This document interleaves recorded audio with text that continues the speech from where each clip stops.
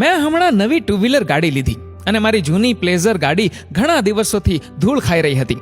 પડી ખરાબ થઈ જાય એના કરતાં મેં વિચાર્યું OLX ઉપર મૂકી દઉં, કદાચ વેચાઈ જાય. OLX પર એડ નાખી, કિંમત મૂકી 30,000 રૂપિયા. ટપાટપ રિપ્લાય આવવા માંડ્યા, 15 થી લઈને 28,000 સુધીના. મને થયું 28,000 સુધીના તો રિપ્લાય આવી જ ગયા છે, 29,000 વાળો પણ આવશે કદાચ. તો એકનો રિપ્લાય આવ્યો 29,000 વાળો. એક દિવસ માટે એને પણ વેઇટિંગમાં રાખ્યો. બીજા દિવસે સવારે એક ફોન આવ્યો. સામેવાળા માણસે કહ્યું, નમસ્કાર સર, OLX પર તમારી એડ જોઈ. ગાડીનો ફોટો જોતા કન્ડિશન તો સારી લાગે છે, પરંતુ 30,000 રૂપિયા ભેગા કરવાના ખૂબ પ્રયાસ કર્યા. 24,000 એકઠા થઈ ગયા છે. ભાઈ, મારો દીકરો એન્જિનિયરિંગના છેલ્લા વર્ષમાં છે, ખૂબ મહેનત કરે છે. દીકરાએ ક્યારેય કોઈ વસ્તુની ડિમાન્ડ નથી કરી. ક્યારેક ચાલીને કોલેજ જાય તો ક્યારેક સાયકલ પર, ક્યારેક બસમાં તો ક્યારેક લિફ્ટ લઈને કોઈકની સાથે. ઘરની પરિસ્થિતિ ખૂબ જ સારી રીતે જાણે છે. આ વખતે મારી પાસે થોડા પૈસા વધ્યા છે તો વિચાર્યું દીકરાને ગાડી લઈ દઉં. ભાઈ, મેં 24,000 રૂપિયા તો ભેગા કરી રાખ્યા છે.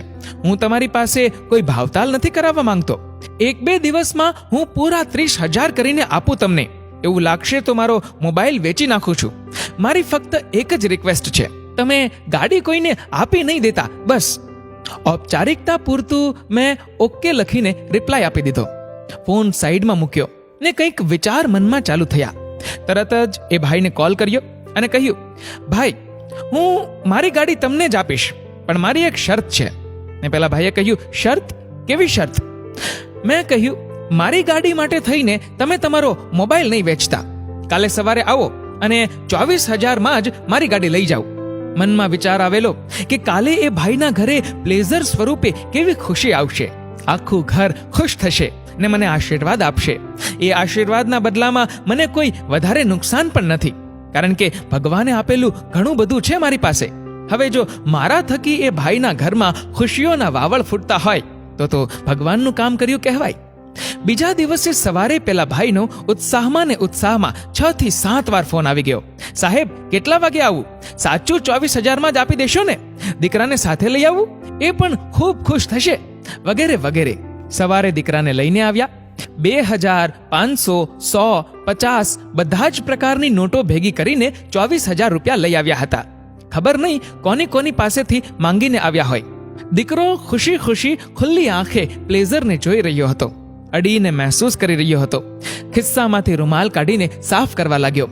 મેં તેના પપ્પાને ચાવીઓ આપી અને ગાડીના કાગળિયા આપ્યા.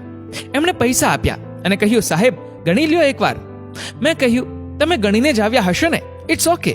એમ કહી મેં તેમાંથી એક 500ની નોટ એમને પાછી આપી અને કહ્યું, લો, મારા તરફથી ઘરે મીઠાઈ લઈને જજો. મનમાં વિચાર એવો હતો કે પોતાના બધા જ પૈસા તો મને આપી દીધા, હવે પેટ્રોલના થોડા ઘણા વધ્યા હશે કે શું? અને વધ્યા હશે તો પણ 500 રૂપિયામાં મીઠાઈ લેતા પણ પેટ્રોલના વધશે.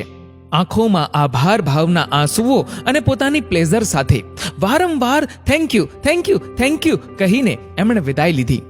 મિત્રો, આપણે ઘણી વાર કહેતા હોઈએ છીએ, ઇટ્સ માય પ્લેઝર. પરંતુ આજે આ પ્લેઝર વેચતા સમય મને ખબર પડી કે સાચું પ્લેઝર શું છે. જીવનમાં કેટલાક વ્યવહાર કરતા સમય ફક્ત નફા નુકસાન ન જોવા જોઈએ. પોતાની હેસિયત પ્રમાણે ક્યારેય પણ જો કોઈકને આવું પ્લેઝર આપી શકાય ને તો આપવાનો પ્રયાસ જરૂર કરજો. શાકભાજી વેચવાવાળા કોઈ ઘરડા વૃદ્ધને ક્યારેક ફક્ત 5 કે 10 રૂપિયા વધારે આપીને જોજો. મનમાં પ્લેઝર એટલે કે અનહદ આનંદ ના આવે ને તો કહેજો. દિવાળીનો સાચો અર્થ શું છે? નાની નાની ખુશીઓ વહેંચો. મારો વિશ્વાસ કરો, તમે વહેંચેલી આ નાની નાની ખુશીઓ તમારા પોતાના જીવનમાં ખુશીઓનો પહાડ ઊભો કરશે. આ દિવાળી પર કંઈક નવું કરો અને આ વિડીયોમાં કમેન્ટ કરીને જણાવજો કે કઈ રીતે તમે તમારું પ્લેઝર વેચ્યું. અને મિત્રો, આ વિડીયો ગમ્યો હોય તો વધુમાં વધુ લોકો સાથે શેર કરજો, લાઈક કરજો અને આવા જ બીજા પ્રેરણાદાયી વિડીયોઝ જોવા માટે સબસ્ક્રાઇબ કરો અમારી ધ ગુજ્જુ મોટિવેશન નામની યુટ્યુબ ચેનલને અને ફેસબુક પર ફોલો કરો અમારા the Gujju and Hindi motivation નામના પેજને. ધન્યવાદ.